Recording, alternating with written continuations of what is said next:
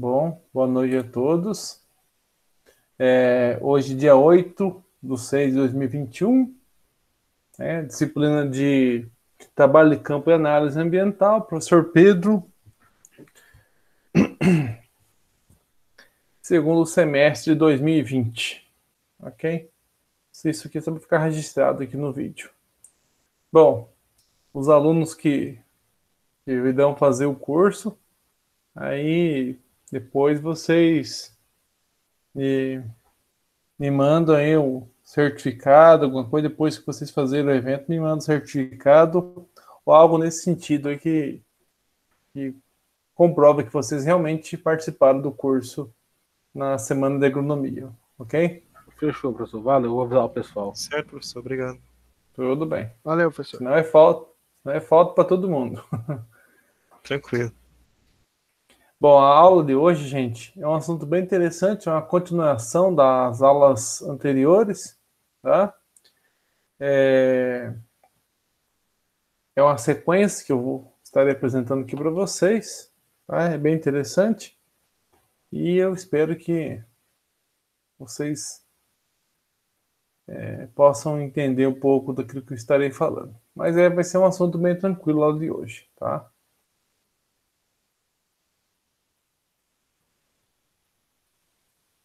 Bom, aula de hoje, diagnósticos meio-físicos, impactos antrópicos. Tá? Essa é a nossa terceira aula. Bom, o que nós vimos na aula passada? Nós falamos sobre recursos naturais, vimos como fazer análise ambiental sem utilizar critérios de intervenções humanas.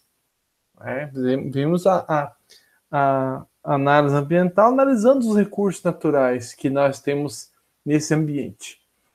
Nós também vimos como analisar o ambiente com base em categorias científicas, mais sistematizadas, a geologia por meio das rochas, a geomorfologia por meio do relevo, a pedologia por meio dos solos, a hidrogeografia por meio das águas, a condição climática, a condição do uso da terra, etc.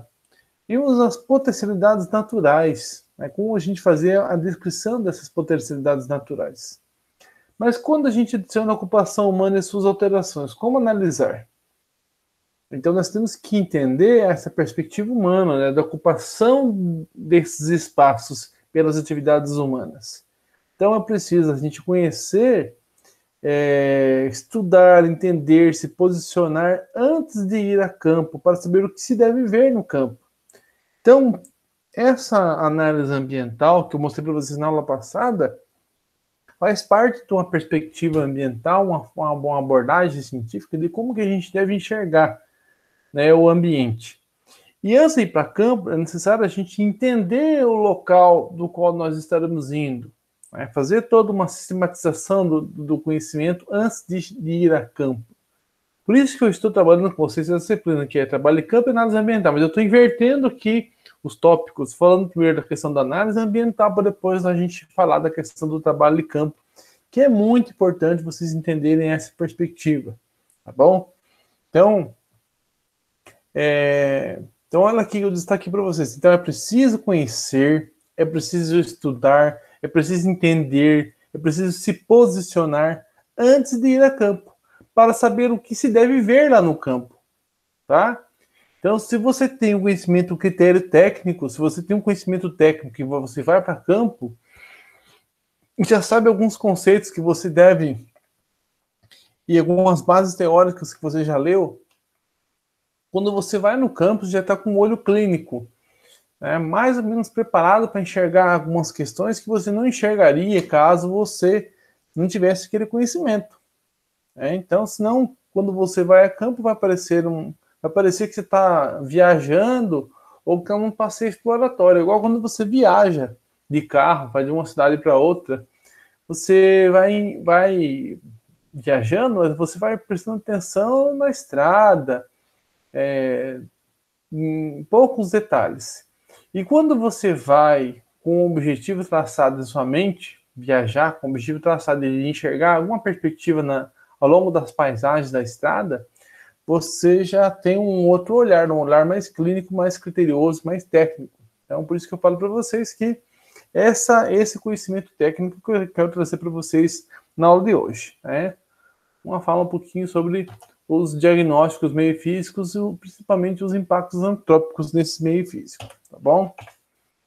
Bom, no ambiente, como na questão da saúde, é preciso ter uma postura mais voltada para o preventivo do que para o corretivo. Da mesma maneira que é mais fácil e econômico prevenir-se das doenças do que curá-las. Na natureza, certamente é bem menor o custo da prevenção de acidentes ecológicos e da degradação generalizada do ambiente do que corrigir e recuperar o quadro ambiental deteriorado. Mesmo porque determinados recursos naturais, uma vez mal utilizados ou deteriorados, tornam-se irrecuperáveis. Com a postura de que é preciso prevenir muito mais do que corrigir, torna-se então imperativa a elaboração de diagnósticos ambientais, para que se possa elaborar prognósticos ambientais. E com isso, estabelecer diretrizes de uso dos recursos naturais de modo mais racional possível, minimizando a deterioração da qualidade ambiental. Mas por que a gente fala isso? Por que a gente está colocando esse assunto aqui? Porque hoje em dia deve-se levar em consideração outros pontos que são bem pertinentes. Está relacionado com uma análise integrada das informações. E o diagnóstico ambiental é justamente para que a gente tenha um entendimento de como funciona esse ambiente, de quais são as suas características, e aí então a gente fazer um diagnóstico das condições ambientais desses locais, para depois a gente fazer um prognóstico de como a gente vai poder utilizar as potencialidades e também verificar as fragilidades desses ambientes. Quais são os principais objetivos dos diagnósticos ambientais? Olha só que interessante. Conhecer os mecanismos de funcionamento dos mais diversos ambientes que constituem o extrato geográfico. Todos os ambientes, tudo que a gente enxerga na paisagem é o extrato geográfico. Tá? O extrato geográfico vai essa cota entre o solo e parte da atmosfera. Para tanto, é preciso estudar cada um dos componentes desse extrato nos locais geograficamente específicos, e nisso inclui também o entendimento do relevo quanto à sua forma, dinâmica e gênese. Mas, enfim, então a gente precisa estudar cada componente desse extrato geográfico que a gente quer pesquisar. E aí o local, tanto faz o local, sabe? Mas a gente tem que conhecer, tanto faz o local, porque o local é qualquer uma área, você pode escolher para estudar esses mecanismos de funcionamento, tá? Os locais, isso aí é qualquer lugar. Bom, diagnósticos do meio físico, impactos antrópicos. Então, a gente viu na aula passada a questão das características ambientais dos lugares, relevo, solos, clima, enfim, rios, rochas. Mas agora a gente vai ver um pouquinho de como o homem intervém, nessa dinâmica da superfície terrestre, nesse extrato geográfico que eu falei para vocês. Para a gente entender como que o homem intervém nesse extrato geográfico, é interessante a gente destacar alguns conceitos aqui. Quais esses são os principais conceitos? Existem 3 conceitos interessantes para vocês entenderem, para a gente entender essa questão das intervenções antrópicas. Primeiramente, a gente tem que saber o que é impacto ambiental. Então, impactos ambientais são efeitos e ações antrópicas sobre o meio físico e biótico, capazes de alterar as condições existentes dos ecossistemas. Em geral, são negativos, pois causam desequilíbrio. Isso é a resolução do CONAMA. Então, ações antrópicas sobre o meio físico e biótico, capazes de alterar as condições existentes dos ecossistemas. Em geral, são negativos, pois causam desequilíbrio de todas as condições possíveis. E aí a gente altera aí as rochas, relevos, solos, o ar, as águas, os organismos em geral, todos eles são o meio físico, né? São as rochas, os relevos, os solos, o ar, as águas. E o meio biótico são os organismos em geral que existem.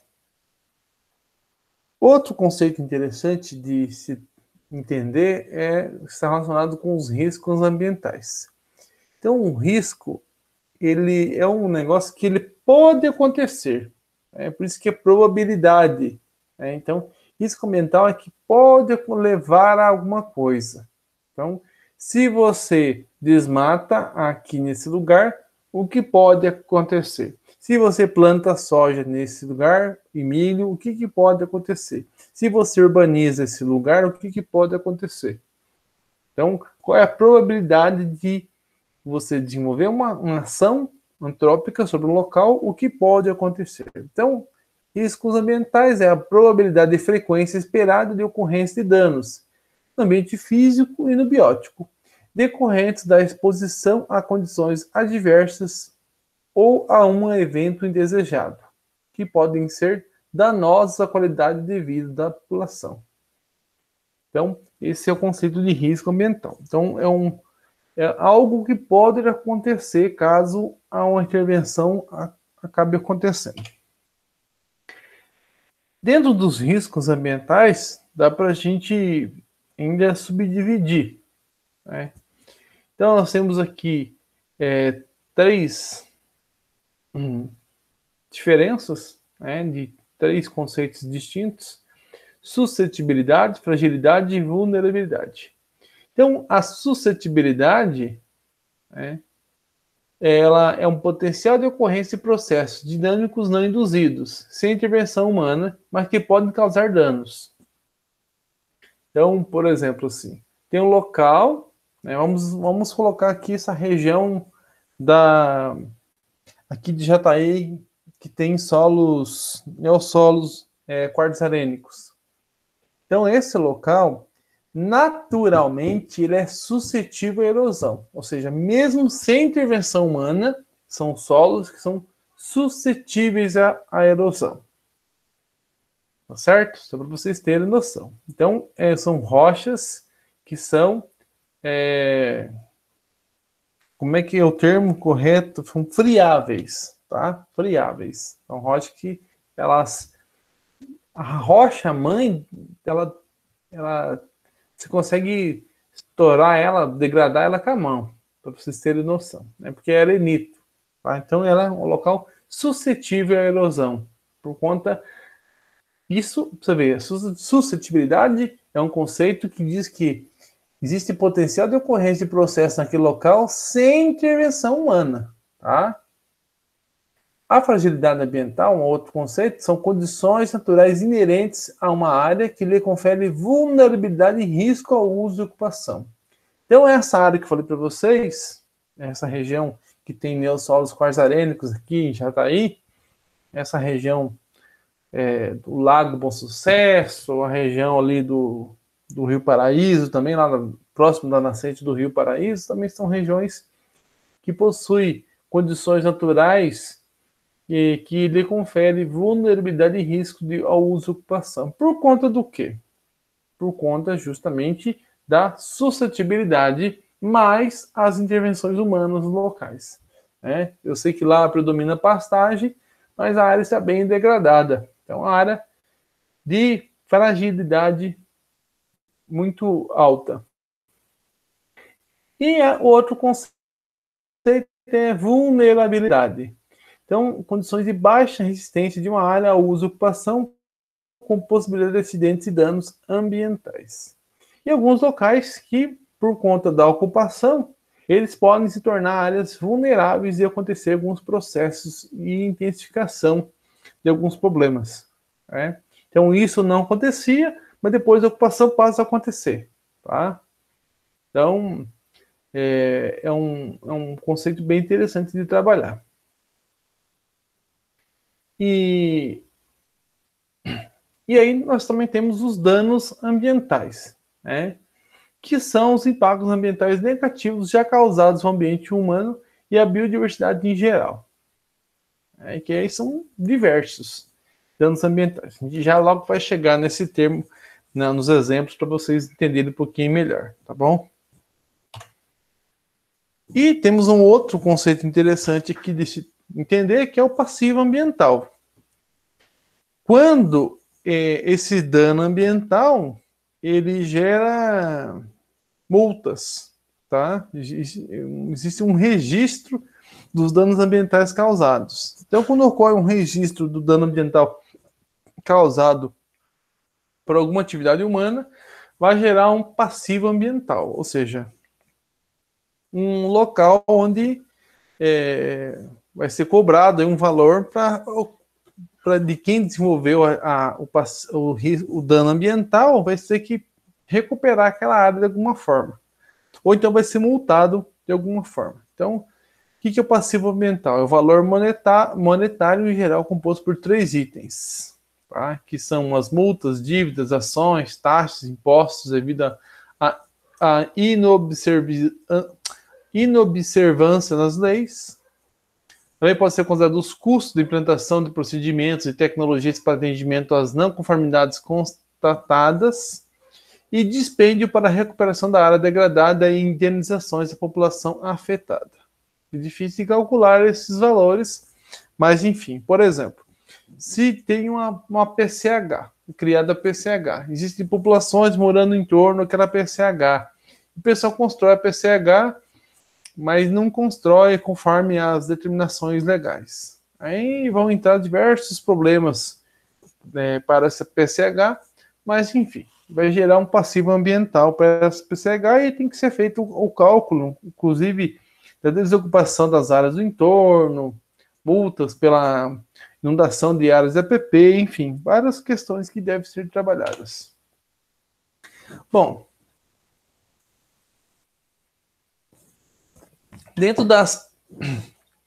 o homem desenvolve diversas ações na superfície terrestre, tá? Diversas ações sobre o solo, sobre o relevo, sobre as rochas. Então, a atividade humana é diversificada, ela age das mais diversas formas. Como que o homem age? Quais são as principais ações impactando sobre a geodiversidade e a biodiversidade na superfície terrestre? Existe muitos, mas começa sempre pelo quê? Desmatamento indiscriminado e intenso. É o primeiro processo, a primeira ação que o homem faz na ocupação de um determinado local. Primeiramente, ele vai limpar a área para começar com as suas atividades cada vez mais tecnificadas. Antigamente, o homem desmatava e criava fogo na madeira e a condição dele era ocupar mais o espaço. Hoje em dia, o pessoal desmata, mas faz aproveitamento da madeira que existe nos locais, principalmente nas áreas com florestas. Nas regiões onde ocorre vegetação de cerrado e caatinga, o pessoal passa o correntão ou até fogo, para fazer a limpeza do local. Mas é só para a gente ter uma noção aí. Bom, depois do desmatamento discriminado e intenso, ocorrem-se as queimadas sem controle. O pessoal teia fogo no mato baixo que restou do desmatamento. Outras ações interessantes é a ausência ou inadequação de práticas conservacionistas ou falta de manutenção com relação às práticas conservacionistas. Por exemplo, o não plantio direto, a falta de curvas de nível, a falta de curvas de nível em estradas rurais, a questão da não rotação de cultura, da não implementação de plantas que quebrem os perfis antrópicos dos solos, enfim, toda uma infinidade de degradação que vai acontecendo, só para vocês terem essa noção. Falta de manutenção de infraestrutura, de pontes, de estradas, edificações nas áreas do campo, nas cidades, enfim, tudo isso aí também falta, são ações impactantes. Edificações de traçado viário mal planejado, Eu que trabalhei um pouquinho com estradas rurais, assim como a professora Márcia também trabalhou, é interessante a gente analisar a perspectiva das estradas rurais. As estradas rurais servem como um caminho preferencial das águas nas vertentes. Então a água cai aí sobre a estrada, e como uma estrada é um ambiente extremamente compactado, a água não infiltra na estrada, a água escoa. E se a estrada for paralela à vertente, com certeza, se não tiver curva de nível, alguma coisa que segure a enxurrada, a água vai descer direto no rio, porque o rio é o ponto mais baixo da topografia. Então, a estrada se for paralela à vertente, quando chega a água da estrada, vai chegar diretamente no rio. E aí, como ele tem algo impermeável, praticamente, né, com superfície dura, então consegue carregar uma quantidade de solo significativo. E aí isso degrada os rios, assim que é até interessante de analisar. Tá? Deposição inadequada de rejeitos em geral. Só a gente lembrar dos rejeitos lá da Vale do Rio Doce, lá em Brumadinho, só para vocês terem noção. Outra coisa são rejeitos, o pessoal que produz aí frango e suíno no sítio, né? O pessoal não faz os lagos de contenção aí da lavagem dos chiqueiros, enfim. Então o pessoal joga direto nos rios, aquela sujeira que sai das granjas de porcos e enfim, e vaca também. Então o pessoal não faz um controle desses rejeitos. Aplicação inadequada de deposição de embalagem de agrotóxicos. O pessoal, antigamente, os agricultores não tinham uma postura ambientalmente correta. O pessoal jogava, inclusive, galões de veneno nos rios. Hoje em dia, a maioria são pessoas civilizadas, pelo menos eu creio, né? E não fazem mais esse tipo de ação, não. Na verdade, assim, eu sonho com isso, né? Irrigação mal planejada. Né? O pessoal irriga durante o dia, no período de alta evapotranspiração da superfície da Terra. Irrigando à noite, por exemplo, vai perder menos água, a água pode infiltrar e favorece o desenvolvimento da planta. Outra questão é que usar mais água do que deveria usar, e assim por diante. Retirada de materiais solos para aterros e terraplanagem. Então, a pessoa retira solo de um local, você está decapitando aquele solo. Quando você decapita ele, você retira toda a camada dele, que é a camada onde ocorre o desenvolvimento da cobertura vegetal, das plantas, você está esterilizando aquela área ali. Aquela área não vai nascer mais nada naquele local. Para nascer alguma coisa naquele local onde for retirada a camada de solos da superfície, será necessário muito tempo, né? Terá que ocorrer a formação novamente de uns solos. Ou então jogar um pouquinho de solo de outro local naquele local e tentar fazer uma revegetação.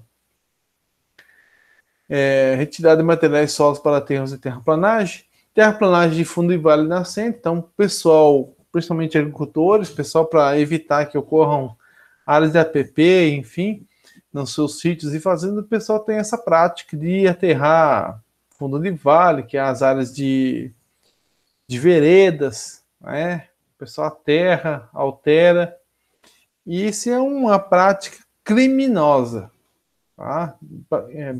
Aterrar nascentes, aterrar fundo de vale, região de APP, região de veredas, principalmente nossa região do Cerrado, é um crime inafiançável. Para mim era questão de cadeia, tá?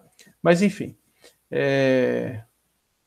falta de corredores ecológicos, então o pessoal não respeita, não coloca, né, os 30 metros de APP, o pessoal prefere deixar esses fragmentos isolados nos sítios, ao invés de fazer algo integrado, né, junto com os fundos de vale. E falta de áreas protegidas por lei, né? Áreas da EPP, reservas legais, enfim. Então, essa falta todas essas ações são extremamente impactantes sobre a geodiversidade e biodiversidade. Aqui é um gráficozinho que mostra diferentes vertentes com ocupações diferenciadas. E essas ocupações diferenciadas, elas vão alterar de alguma forma esse ambiente. E aí, nesses tópicozinhos, aparecem os principais problemas relacionados a cada uso e ocupação que vocês observam aí. Né? Só para ajudar a gente a entender um pouco melhor. Vamos analisar em conjunto aqui, para vocês verem. Então, situação natural. A natureza é intacta, né? Sem intervenção humana. Tá? Então, o que nós temos? Temos a liberação de oxigênio, temos a questão da absorção do carbono, temos a questão do aumento da fertilidade do solo, temos a questão da estabilidade do solo, porque ele está estável conforme a dinâmica ambiental da natureza local. O solo está no processo de morfogênese, formando novos solos. Não existe enchentes, existem cheias, né? Cheias. Não existem enchentes, existem cheias. Tá? E são condições propícias para o desenvolvimento da natureza normalmente. Tá? Existe formação de solos, a água que em excesso a vegetação libera para a atmosfera via evapotranspiração, a água que infiltra no solo vai alimentar o lençol freático, o rio escoa e a vazão dele é controlada por essa oscilação do lençol freático, tá? Não existe um escoamento direto, ou seja, a água direto caindo da vertente no rio. Então a água primeiro ela passa por todo esse ciclo para chegar até o rio. Não existe contato direto da vertente com o rio. Existe um contato via lençol freático. Então a oscilação do nível do rio está relacionado com a oscilação do lençol freático. Choveu bastante, vai alimentar o rio, vai ocorrer um aumento da vazão. Isso no processo gradativo, conforme vão ocorrendo as chuvas. Quando ocorre o desmatamento, o que acontece? Por isso que o pessoal fala que quando você faz desmatamento, os rios aumentam de vazão. Mas qual que é o grande fenômeno interessante de destacar aí? Por quê? Quando o homem corta a floresta, o processo de evapotranspiração cessa. Não existe mais evapotranspiração. Existe só infiltração. Tá? Isso até o solo aguentar. Porque a partir do ponto que ocorrem grandes chuvas no local desmatado e limpo, sem cobertura do solo, sem serrapilheira, acaba-se a transpiração, não tem mais interceptação da água pelo solo, vai ocorrer um aumento da erosão, porque não vai ter vegetação para segurar esse solo, vai ocorrer a desestabilização dos taludes, né? Vai começar a formar, vai começar a movimentar aquele solo, né? De alguma forma, por conta desse excesso de água, né? Porque a floresta também ela faz com que esse excesso de água vá para a atmosfera, de alguma forma. Essa erosão vai aumentar a turbidez da água, porque esse solo degradado ele vai acabar caindo no solo. Esse sedimento indo para o solo vai assorear os rios, né? Esse sedimento produzido pela erosão vai chegar até os rios e vai assorear os rios. E quando o rio, você assoreia um rio, você muda o nível de base dele. Então, se o rio corria na cota 700 e ele está assoreado, então o nível da lâmina de água vai passar a correr em 701. Ou seja, você assoreou o rio e levou o nível dele de base. Então, você mudou completamente a dinâmica local ali. Vai aumentar as áreas de brejo, vai aumentar diversos outros problemas decorrentes desse processo de assoreamento. Aí quando você muda, né, então sai da área desmatada e vira área urbana. O que acontece em áreas urbanas? Em áreas urbanas, você não tem mais floresta, nem interceptação da água por ela. e assim como também você não tem solos para ser carreado para o fundo de vale. O que você tem? Você tem áreas impermeáveis, ou seja, a água nem infiltra, a água cai e vai direto para o rio.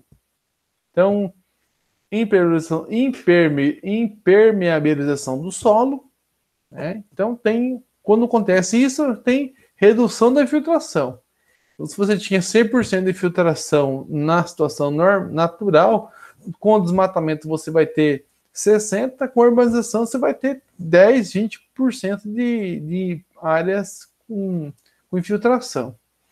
A maioria das águas vai direto para os fundos de vale, rapidamente. Choveu, caiu nas galerias, vai para o fundo de vale, vai para o rio. Toda aquela água da vertente, em vez de filtrar, vai para o rio. Então, você tem isso, causa o quê? O aumento do escoamento superficial. O que isso agrava? Enchentes. Tá? Aí não é mais cheia, são enchentes mesmo, porque enchente é um processo muito rápido. Outra questão, que essas enchentes, esse escoamento superficial, vão carregar contigo uma quantidade de lixo e sujeiras das ruas das cidades muito grande. E vai então alterar a qualidade da água, né? Vai encher de lixo e entulho nos fundos de vale. E, consequentemente, vai causar degradação da qualidade da água, também pelo lançamento de esgoto e poluição no lençol freático, porque a população, se tem tratamento de esgoto, tranquilo. Se não tem, é fossa séptica, e a fossa séptica ela vai, no processo de capilaridade, né, ela vai passando aí, vai degradando os solos, um processo lento, mas vai degradando o lençol freático, porque essa água de fossa, né, ela vai infiltrando e vai te enxergando no lençol freático. E aí tem outra área interessante de analisar aqui de ocupação, é a área industrial. A área industrial tem o quê? Poluição atmosférica, então você tem a substituição da floresta por áreas impermeáveis, com poluição atmosférica, contribuição para o efeito estufa, contribuição para chuvas ácidas, degradação da qualidade da água pelo lançamento dos resíduos industriais sem tratamento, prejuízo à flora e à fauna aquática e aumento da poluição, prejudicando outros usos da água no rio abaixo. Aquilo que eu falo para vocês sobre o Rio Claro, que a gente joga esgoto no Rio Claro, logo aqui na PCH, né? Então a gente tem um problema muito sério com isso, porque a gente está poluindo o rio. Lógico que até chegar lá em Caçu e tal, o rio tem uma melhora de qualidade da água muito boa, significativa. Mas você não está deixando, você está contribuindo com essa poluição. Isso não falo nada, porque o rio Meia Ponte é um rio podre, lá em Goiânia, e quando ele chega na região ali próximo de Bom Jesus, tá que ele tá com o rio, tá com a cara razoável. Mas eu não tive coragem de entrar nele, não. Agricultura e pecuária é algo, hoje em dia avançou muito com a questão da tecnologia, plantio direto, é uma técnica muito boa, avançada, inclusive interessante. Eu lembro quando o pessoal começou a falar dessa técnica, mas enfim, o que causa a questão da agricultura e pecuária? Não é a mesma condição da natureza, não é a mesma condição de filtração de água, não é a mesma condição de estabilidade dos agregados do solo, não é a mesma perspectiva, só que é menos degradante ainda do que os outros que foram mostrados, desmatamento, urbanização, indústria, tá? Mas mesmo assim, existe um aumento do potencial erosivo devido à lavragem do solo, vai aumentar também a quantidade de carbono para a atmosfera, vai aumentar a degradação da qualidade da água pelos solos arrastados, vai aumentar também a degradação da qualidade da água pelo uso de fertilizantes e defensivos, tá? E utilização excessiva da água superficial e subterrânea para a prática da irrigação, tá? Então eu já vi várias formas de manejo, enfim, mas a agricultura e pecuária também são degradantes por conta justamente da grande quantidade de uso de recursos naturais para a produção agrícola e pecuária que a gente tem. Então, hoje em dia, o que é a grande tecnologia que existe no mundo hoje? É engraçado. Não é um processo tecnológico para você diminuir a quantidade de recursos naturais que você tem. Hoje em dia, o avanço tecnológico é com o uso excessivo de recursos naturais. Para você produzir 1 tonelada de soja, quantos quilos de adubo são necessários? Quantos litros de água são necessários? Entendeu? É isso que eu falo, nessa perspectiva. De onde vem esse adubo? Quanto de combustível eu gasto de recurso natural, de diesel, para produzir 1 tonelada de soja? Essas contas que a gente faz. Não são utilizadas as potencialidades naturais dos lugares, e sim são tecnificados os lugares para produzir. Se vocês estão entendendo a minha lógica, mas... E dessas ações aqui, quais são os principais processos que eu já mostrei para vocês? Então, a erosão acelerada. A erosão acelerada é a erosão antrópica, é a erosão que o homem causa, tanto direta como indireta. Tá? Movimentos de massa acelerados, esse é um processo que acaba acontecendo em alguns locais, não aqui por conta do padrão de relevo, mas em alguns locais de regiões serranas, Minas Gerais, interior de São Paulo, Rio de Janeiro, Espírito Santo, região da Serra do Mar, né? Toda essa região mais costeira do Brasil. Sedimentação acelerada, assoreamento, isso acontece em todas as regiões, isso não depende também só de relevo, aqui em Jataí, várias regiões do estado de Goiás, o assoreamento é um processo nacional, tá? Compactação dos solos pela excessiva quantidade de tratores, caminhões, colheitadeiras que passam por esses solos. Professor, não tem solo. Então vai analisar o perfil antrópico. Analisa, pega um penetrômetro e faz os cálculos para você verificar se existe ou não compactação dos solos. Em todos os solos nossos que são extremamente compactados. Tá? Salinização dos solos pelo uso excessivo de fertilizante. Eutrofização dos corpos hídricos, porque esses fertilizantes, de forma indireta, vão parar nos rios, de alguma forma, pelo lençol freático. Enchentes e alagamentos, justamente nos fundos de vale, principalmente regiões mais urbanizadas. Tá? Poluição dos recursos naturais, de forma geral. O ar. Vocês já repararam a quantidade de pó que existe aqui em Jataí no ar? Pensando no ar. De onde que vem esse pó do ar?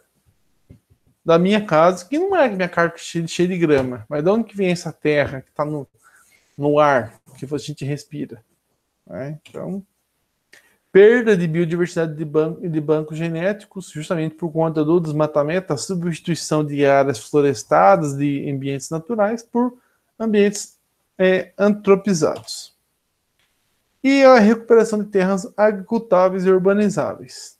Então, quando você usa demais uma área de solos, você utiliza o que dá naquela área lá, e sem desenvolver técnicas de manejo ambientalmente corretas, você pode levar essa área a um processo de desertificação. E aí, perca de áreas agricultáveis e também urbanizáveis.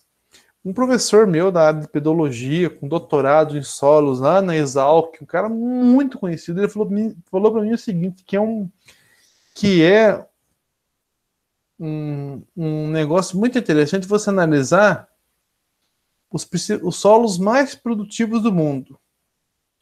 E aí, o que ele fala? Ele fala que é um pecado a gente expandir áreas urbanas para a região onde tem esses solos. Porque a área urbana, você não precisa de ter área para você tanto espaço assim para você plantar as coisas na sua casa, plantar uma horta, por exemplo, algo nesse sentido. Você pode verticalizar, hoje em dia a tecnologia é para você tornar as cidades mais compactas, smart cities. Não você expandir cidades, fica nem Jataí, que tem bairro que dá uns 20 quilômetros daqui, sabe, na região do centro, dá uns 10 quilômetros pelo menos do centro. 20 quilômetros acho que é meio exagerado, mas os 10 quilômetros do centro dá, quase. Então, para que ter um bairro tão longe, que você poderia verticalizar, tornar as pessoas mais próximas dos lugares? Então, para que ocupar aquela área de solos que poderia estar produzindo toneladas e toneladas de alimentos naquele local lá? As pessoas morando mal, em más condições, longe do centro, longe de tudo que que é interessante para ter uma vida boa. É longe dos parques, longe de mercados, de creches, de escolas, de tudo. Então, isso que é algo interessante da gente estar analisando. E quais são as consequências, né, dessas ações humanas? Então, perda das terras agricultáveis, diminuição ou perda total dos mananciais, vai acabando gradativamente. Todo mundo fala, pode perguntar para qualquer agricultor desses mais antigos, o que ele fala de como era antes e como que é agora. Pode perguntar para qualquer um agricultor, pessoas mais antigas, vocês aí, os alunos, pode perguntar para qualquer um, para seus pais, avós, o que eles enxergavam, como que era antes e como que é hoje.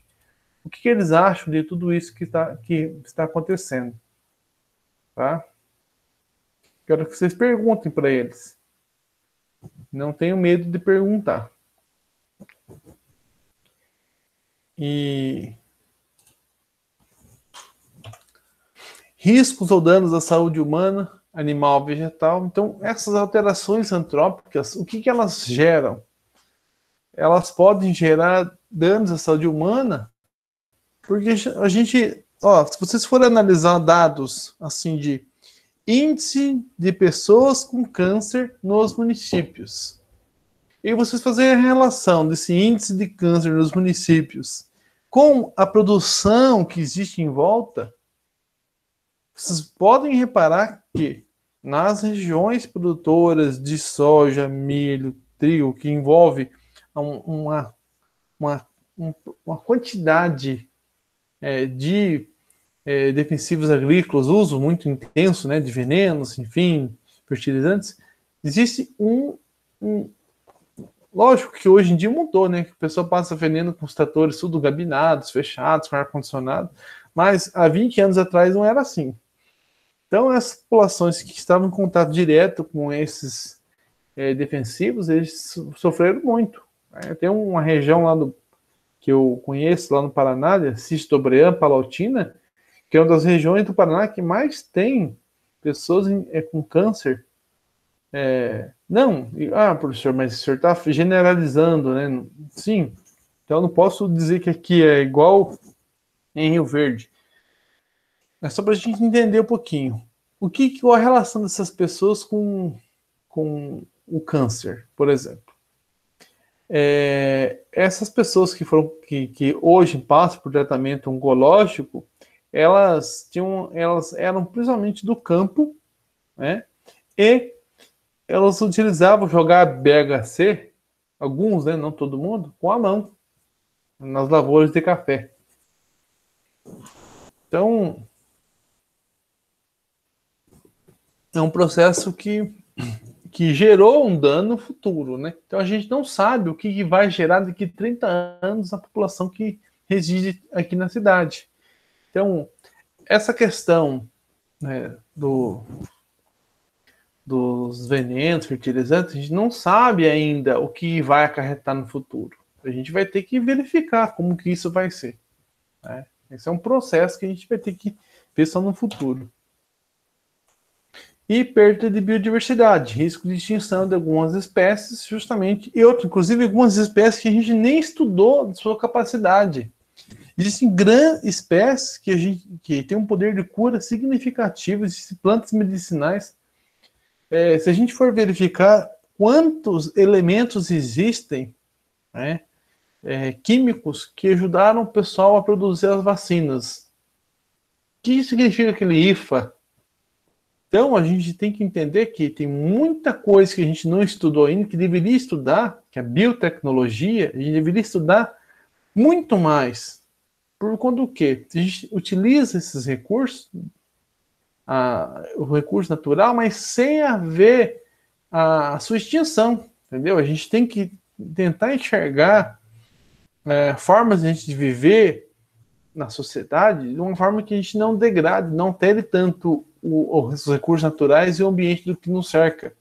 A gente tem que viver de uma forma um pouco mais próxima da natureza, não afastada.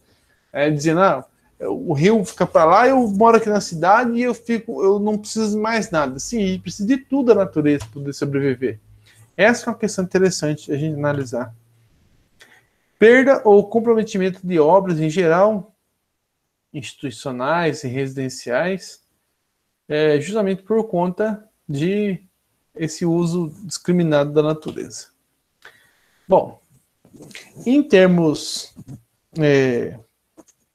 de consequências mais comuns, são essas. Mas o que pode acarretar essa intensificação do uso do espaço, dessa intensificação do desmatamento, intensificação do uso dos lugares? O que isso pode acarretar? Bom, dois são os principais impactos que ocorrem no mundo inteiro. Isso agora na escala global, tá, gente? Primeira questão é o aumento da vulnerabilidade erosiva dos locais. Tá? Então, ocorre conforme você vai intensificando, pode ocorrer conforme você vai utilizando esses locais, pode ocorrer que aumente a vulnerabilidade e a erosão desses locais. Isso aqui numa escala generalizada, tá, gente? E, consequentemente, a gente pode provocar a desertificação de alguns locais. Isso está relacionado com um processo induzido do homem, né? Não uma ação direta, mas assim uma ação indireta que o homem pode gerar. E o que a gente tem que fazer para amenizar esses problemas? Aí que entra uma ferramenta muito interessante, né? Que são as ferramentas de geoprocessamento, que faz com que a gente consiga integrar todas as informações ambientais e de ocupação humana num certo local, e com base como eu falo, posso dizer assim, nessa integração dessas informações, a gente possa gerar aí informações que ajudem a gente a utilizar esses locais, esses ambientes, sem haver uma degradação tão significativa. Por isso que é importante a questão do planejamento ambiental, com ênfase na prevenção de danos baseado nas suscetibilidades e riscos desses ambientes. Suscetibilidade são riscos naturais, da natureza, sem intervenção humana. E os riscos são relacionados com as atividades que o homem faz desses ambientes. Então, o que a gente tem que fazer? Temos que obter geoindicadores e bioindicadores por análise integrada desses ambientes e depois modelar o comportamento e funcionamento atual e preditivo desses processos e as consequências desses processos. Professor, como que faz tudo isso? Pois isso aí envolve muita tecnologia, envolve muita leitura, envolve capacidade técnica para lidar com aparelhos e dados, informações e insights. Hoje em dia existem os modelos que é para isso. Para a gente entender os processos e também as consequências de você alterar o ambiente. Quais são as principais etapas? Bom, primeiro a gente tem que fazer o quê? Análise e avaliação geoambiental das terras, que é aquilo que eu já mostrei para vocês, geoespacial. Você tem que delimitar uma bacia, um território no qual você vai analisar e vai identificar os sistemas ambientais que ocorrem naquele local. Integração de solos e relevo, integração de uso e ocupação com relevo, capacidade de uso da terra, aptidão agrícola e assentamentos rurais e urbanos que existem naquele local.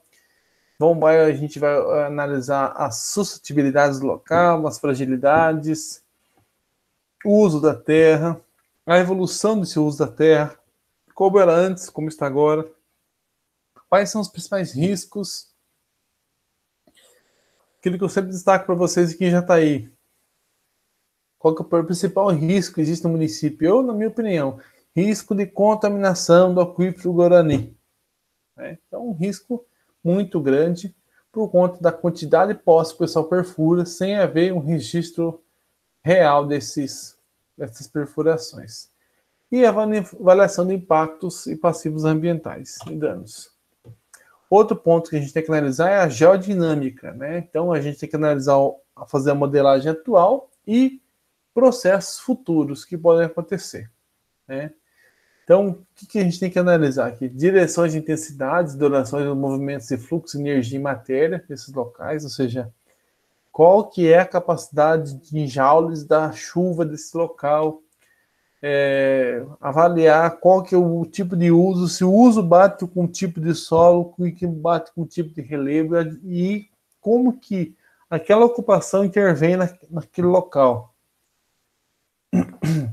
Avaliação de tendências, proposição de matrizes de controle, diretrizes de intervenções de ações específicas, e assim por diante. Outro ponto interessante é que tem que desenvolver vários planos para esses locais. Planos das mais diversas formas, com base em modelos de predição. Então você vai fazer os modelos de predição aqui atrás, vai criar os modelos. Depois de você criar os modelos, você vai criar planos em cima daquilo. Então, se você achou que pode ter um risco de contaminação dos poços artesianos aqui de Jataí, eu tenho que criar um plano que o pessoal registre esses poços e pague um valor considerável por mês para que ocorra uma adaptação, não sei, enfim, tem que fazer um plano realmente, verificar aí formas de a gente diminuir os problemas ambientais acarretados por essa quantidade de perfurações de poços sem registro. Então tem que avaliar os custos de passivos ambientais, avaliação da viabilidade ambiental, socioambiental, financeira dessas áreas, tem que recuperar essas áreas por meio dos PRADs e elaborar planos de gestão ambiental para fins de controle.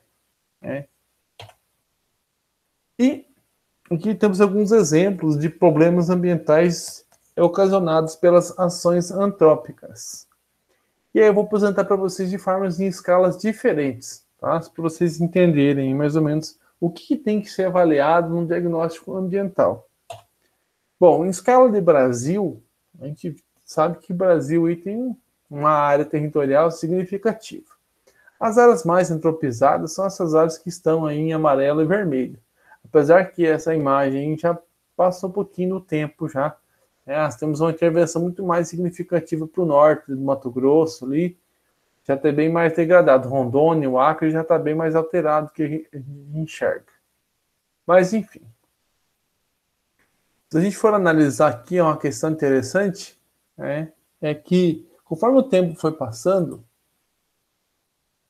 aqui para vocês analisar, conforme o tempo foi passando no Brasil, não existia produção de sedimento. A partir de que, lá em São Paulo, isso aqui, tá, gente? A partir do ponto que isso aqui é um exemplo hipotético, tá? Mas a partir do ponto que o homem passou a desmatar a região lá e passou a produzir, crop cultivation aqui, ou seja, culturas temporárias, principalmente antes de ter tanta urbanização, então ocorreu um pico significativo de produção de sedimentos. O pessoal plantava os cafés em linha, em linha na vertente, paralela à vertente. Então, quando chovia, a água escorria pelos pés de café e levava toneladas desses solos da vertente para o fundo de vale. E isso ocasionava problemas assim sérios, sabe, nos fundos de vale, nos rios. A partir do ponto que o pessoal passou a mudar de café para pasto, então começou a diminuir um pouco essa produção de sedimentos, até chegar no seu limiar aqui médio nos dias atuais. Mas se você for verificar aqui, em termos de Brasil, tem alguns locais que têm uma alta produção de sedimentos. Essas áreas em laranja, em rosa, vermelho, produzem muito sedimento. Está relacionado com as áreas de maior declividade, regiões com solos rasos, e aí pode proporcionar que ocorram esses fenômenos aqui, tá? Mas a maioria do Brasil é de moderado a abaixo, tá?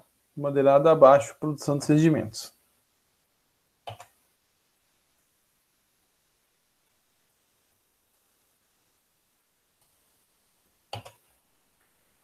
aqui já está um mapa que mostra a ocupação do Brasil, né? E mostra, esse mapa aqui de cima, mostra a ocupação do Brasil e as setas de indicação de ocupação, tá? Aqui, ó, esse gráfico aqui, esse de cima eu falei primeiro, tá? Esse aqui de baixo mostra a produção de soja em diferentes estados do Brasil. Se a gente for analisar aqui, tudo começou nos estados lá do sul, né? Pegando aqui o Paraná, Mato Grosso, os estados que mais produziam aqui da década de 70 para até 80 aqui, né? O Goiás, ele deu um sobressalto aqui de 90 em diante. E em primeiro lugar, o Paraná era antes, né? Depois Mato Grosso passou. E Rio Grande do Sul também era o maior produtor, mas por conta de que ele não tem tanta área assim, produtiva lá no estado, a pessoa produz muito arroz no sul por conta da aptidão agrícola dos solos. E ocorreu esse aumento significativo da produção dos estados aqui. Tá? Esses aqui são os 4 principais estados produtores de soja do Brasil. Isso aqui é só para mostrar para vocês, né, como que foi a alteração significativa da Revolução Verde que aconteceu ao longo dos anos. Então, essa alteração que nós temos, essa paisagem que a gente enxerga hoje em dia, essa grande ação antrópica que aconteceu nas paisagens do Brasil afora, ela é um processo muito recente. Tem aí 40 anos, 50 anos, né, mais ou menos. Então, algo recente dentro da história da natureza, algo muito recente. Né?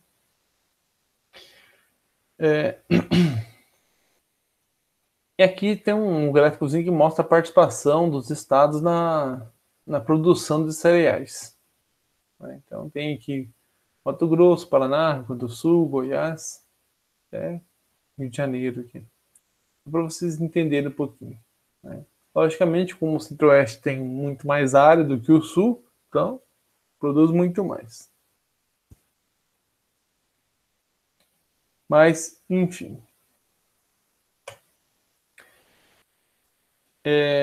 Só para a gente entender, né, como que foi esse processo. Então, na década de 60, a cobertura vegetal natural dominava as fitosonomias do cerrado, terras baratas, baixa ocupação pecuária extensiva, e isso era o que predominava em Goiás em 1960. Em 70, apropriação rápida das terras para a incorporação ao sistema produtivo, mediado pelo governo federal, em vários projetos de ocupação, PND, os polos centros 1, 2 e 3, e tem a chamada modernização da agricultura, ou então chamada também de Revolução Verde.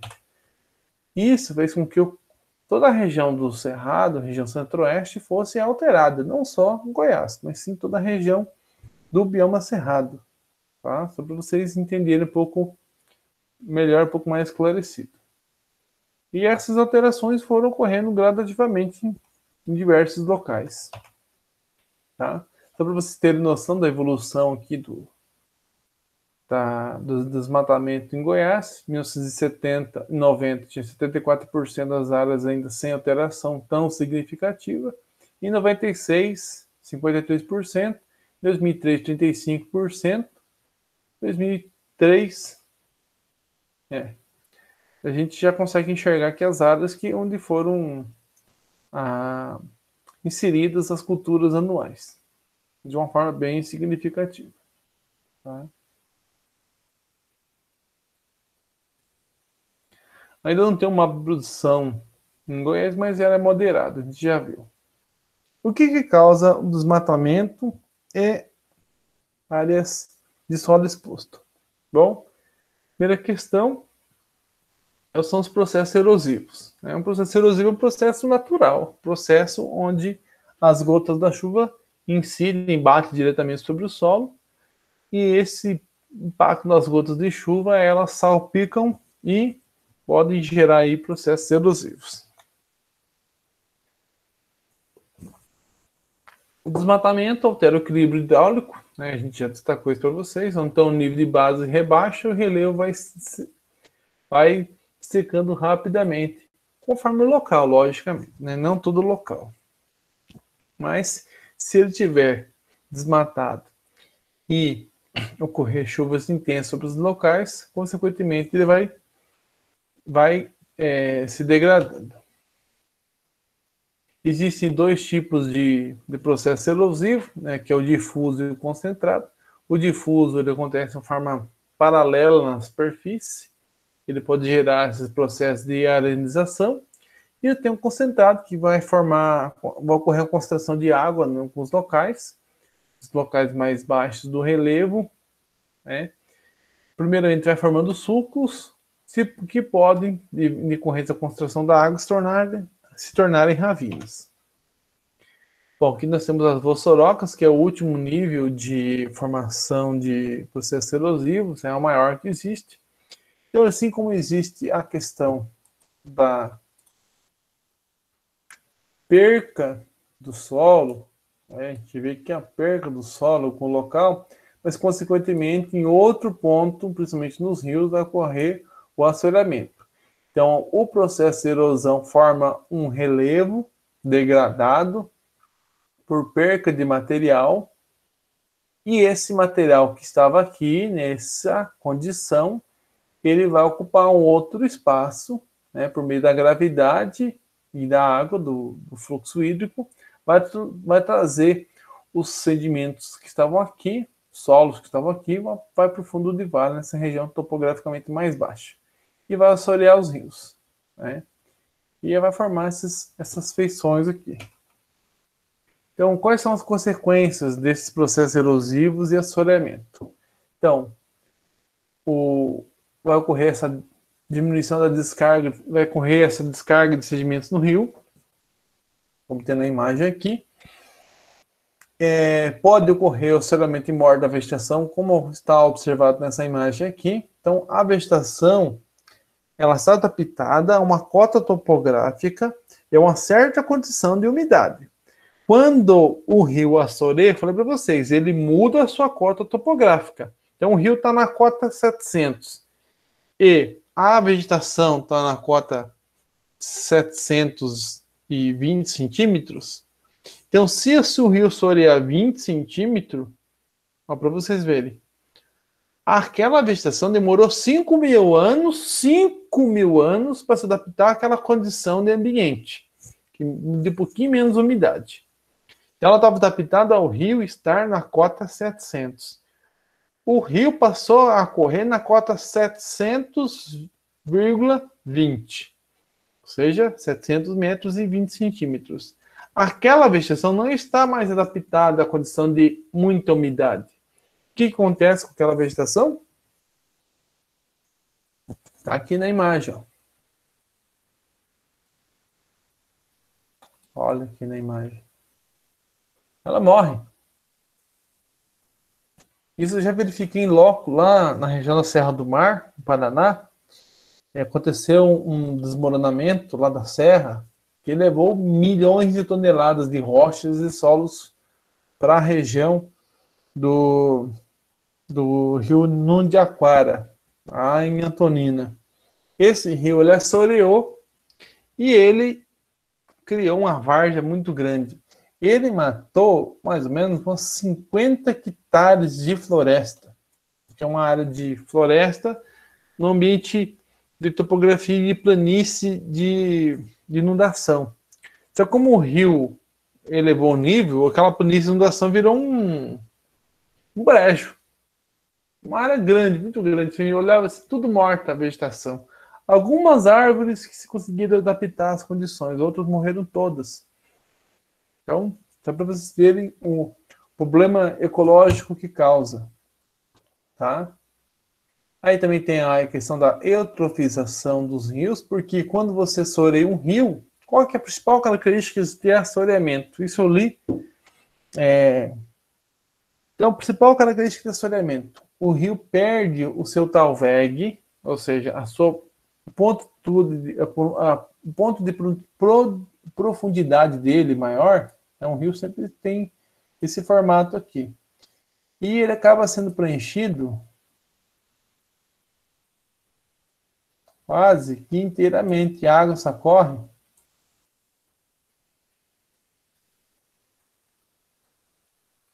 nesse ponto aqui.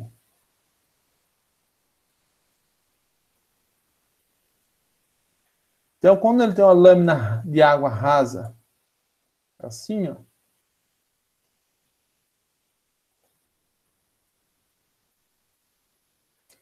ele está mais suscetível a esquentar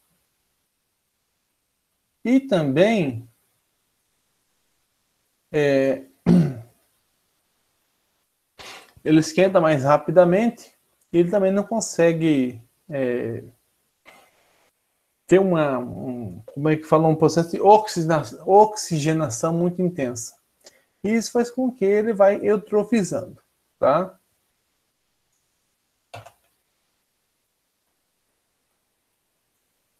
Aqui são processos erosivos um pouco mais intensos, vossorocas, em diferentes usos. Mas aqui essa aqui é vossoroca de mineiros, se eu não me engano. Essa aqui é vossoroca de mineiros. E acontece alguns problemas na questão de obras, inclusive, né? Cidades não podem crescer em regiões onde tem vossoroca. As estradas têm que ser desviadas de regiões onde tem vossoroca. As cidades que têm borda chapada são muito suscetíveis a formar vossorocas, porque o pessoal joga a manilha de água muito próximo desses setores frágeis, que são suscetíveis naturalmente a processo erosivo. Então, a gente tem que analisar bem essas questões. Esse aqui é algumas imagens para mostrar para vocês como que acontece esse processo. Então, o processo erosivo leva material, assoreia os rios, mata a vegetação, e essa vegetação vai renascer diferente, mas não na mesma condição, porque a condição ambiental que ficou aquele local depois do processo erosivo não é mais o mesmo que tinha antes, sabe? Então, essa vegetação vai renascer diferente, só que vai precisar de milhares de anos para que aquela região, aquele setor onde sofreu o processo de degradação, ela retome a sua condição natural, mas nunca vai retomar a condição natural, vai começar uma nova condição, que não é a mesma que ela tinha antes. Então, alguns processos, alguns danos ambientais são eternos, são para o tempo geológico, sabe? Não é mais para o tempo do homem. O homem pode viver aí por milhares de anos que não vai conseguir recuperar alguns locais. E aí, em áreas urbanas, acontece esse tipo de fenômeno aqui, ó. Gente, eu já expliquei para vocês, mas eu posso dar nessa aula aqui para vocês, explicar para vocês como aconteceu lá no Paraná, em Umuarama. Aconteceu esse fenômeno aqui, ó. Foram gastos milhões de reais. Milhões, não foi 1.000, nem 2.000, foi milhões de reais. 50 milhões, 100 milhões de reais por conta de uma vossoroca. Uma vossoroca causou isso de prejuízo. Então, professor, mas por quê? Mas explico para vocês por quê. Porque olha que vocês desestabilizam toda a vertente, toda a condição ambiental do local. O local passa a não ter mais estrutura suficiente para receber edificações. E aí, para você edificar um local, você precisa edificar uma base, uma estrutura, para depois edificar por cima. Isso aqui é erosão urbana, tá? Aí tem aqui as erosões, mas o campo, que é a arenização, que vocês podem enxergar. Aqui já está aí comum, tem alguns locais, já está aí Mineiros, Serranópolis, Caiapônia, tem alguns locais aí formando esse processo de arenização. Tá? Olha aqui, né? Então o solo perde a capacidade de revegetação, de revegetar. E aí é um caminho sem volta.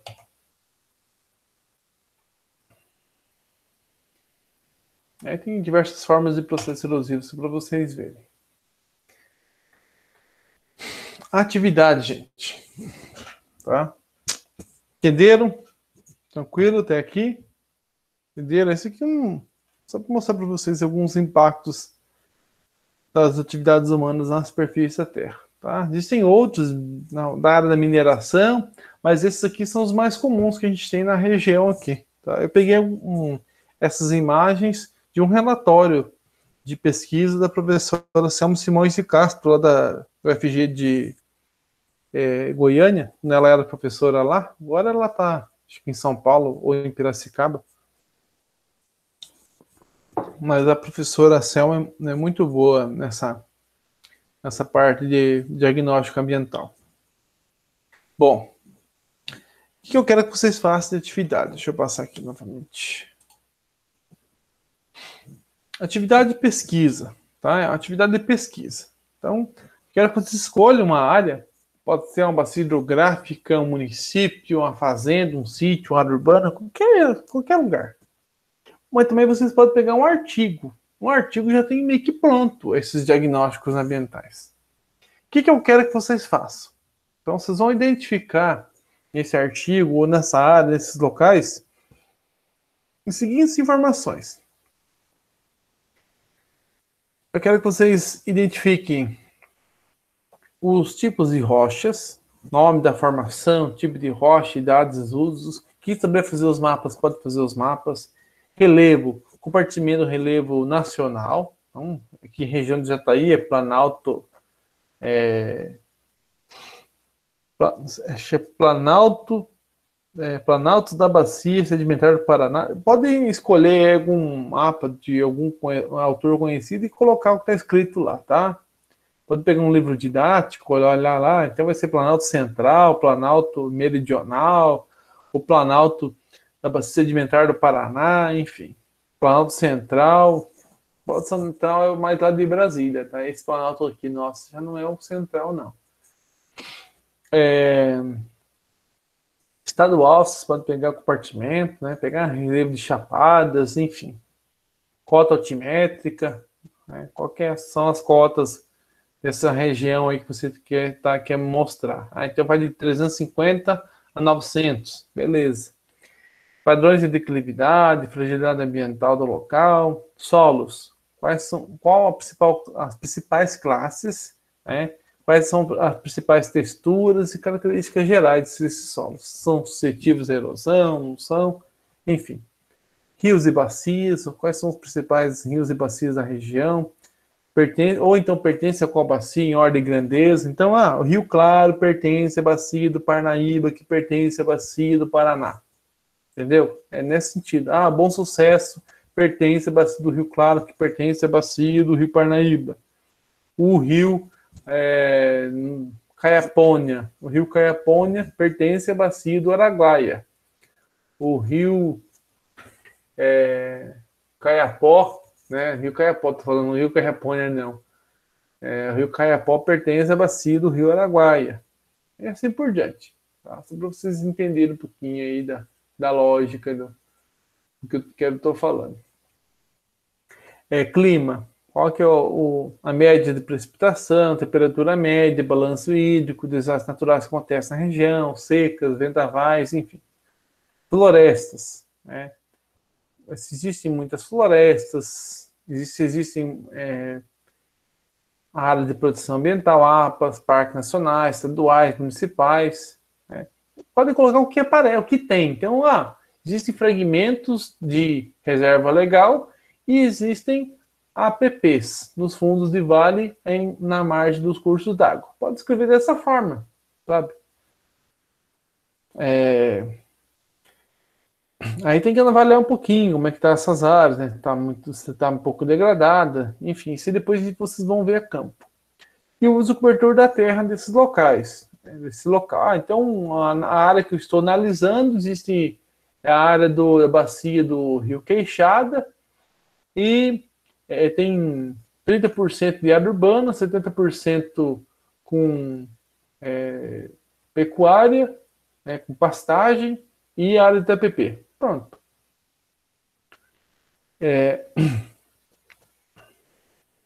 E questão de impactos ambientais. Né? Quais são as principais alterações hidrográficas nesses ambientes? Tá? Então, Só para vocês avaliar, fazer uma avaliação. Eu ainda não coloquei uma data de entrega, mas eu quero que entregue assim, não muito longe, porque eu quero fazer depois uma outra atividade com vocês, um pouco mais ligada aos diagnósticos ambientais. Esse aqui mais para vocês pegarem as informações, mais para vocês formularem uma descrição mesmo, realmente, uma descrição da sua área de pesquisa. Sabe? Uma descrição mesmo, assim, descrevendo aquilo que você sabe de informação. E você pode pegar essas informações também por meio de mapas. Então, se você tiver os mapas nos artigos ou no site da prefeitura, você pode ir dando print ou fazendo um recorte, entendeu? Pode ir colocando também nessa descrição que vocês irão fazer dessa pesquisa, tá bom? Isso vocês podem pegar facilmente, às vezes tem no Wikipédia, sabe, qualquer lugar. E essa atividade aqui, ela tem um pouco mais de prazo para vocês fazerem, tem 15 dias. Aí a atividade para a aula de hoje... Isso que eu ia perguntar mesmo, professor. Boa noite. Boa noite. Essa atividade aqui tem um pouquinho mais de tempo para vocês, tá? Vou dar 2 semanas para vocês. A atividade que é a continuação da aula de hoje é mais que vocês fazerem um feedback daquilo que eu falei na aula de hoje. Então, a atividade da aula de hoje já está, inclusive, disponível para vocês no Google Class. Tá? Então, eu quero que vocês depois entrem lá e verifiquem a atividade da aula de hoje. Esses slides aqui já estão disponíveis lá junto com a atividade. Então, a atividade é com base nos slides. É bem facinho, tranquilo de fazer. Algumas perguntinhas e umas respostas que é só vocês clicarem assim e fazer, tá? Não tem nada de difícil. Ou só copiar e colar também, tá bom? Mas é mais para vocês assimilarem o conteúdo de uma forma mais clara e objetiva. Vou fazer a chamada de vocês aqui, tá? Espero que vocês fiquem por aí. Eu vou parar a gravação.